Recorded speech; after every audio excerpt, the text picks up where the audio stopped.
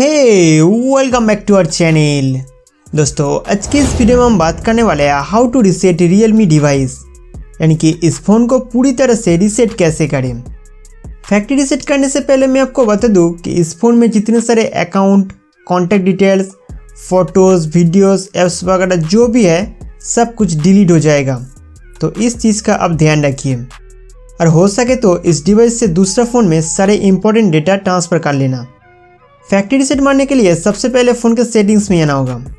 Phone settings open करने के बाद यहाँ सर्च बार पे टैप करके फाइंड करना है फैक्ट्री।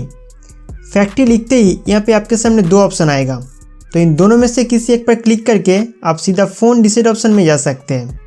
या तो फ़ोन सेटिंग्स ओपन करने के बाद स्क्रॉल करते हुए नीचे आइए, इसके बाद सिस्टम सेटिंग्स पर टैप करेंगे, फिर से नीचे जाइए, नेक्स्ट बैकअप में आना है, इसके बाद reset phone. Reset phone settings के अंदर कुछ इस तरह के इंटरफेस देखने को मिलते हैं। यहाँ से आप network setting reset, only system phone setting reset और फैक्ट्री रीसेट कर सकते हैं। दोस्तों फैक्ट्री रीसेट करने से पहले आप अपना डिवाइस को एक बार रीस्टार्ट करके देखिए।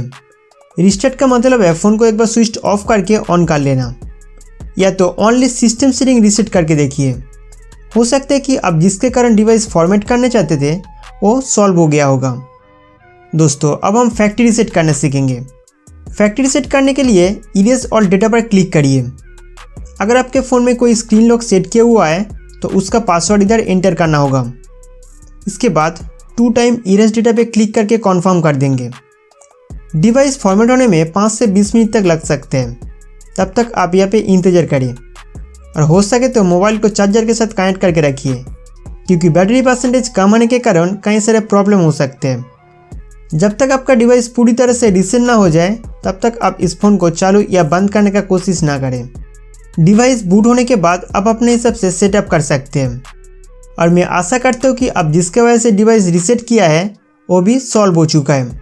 तो दोस्तों इस तरीके से आप अपना फ़ोन को रीसेट कर सकते हैं।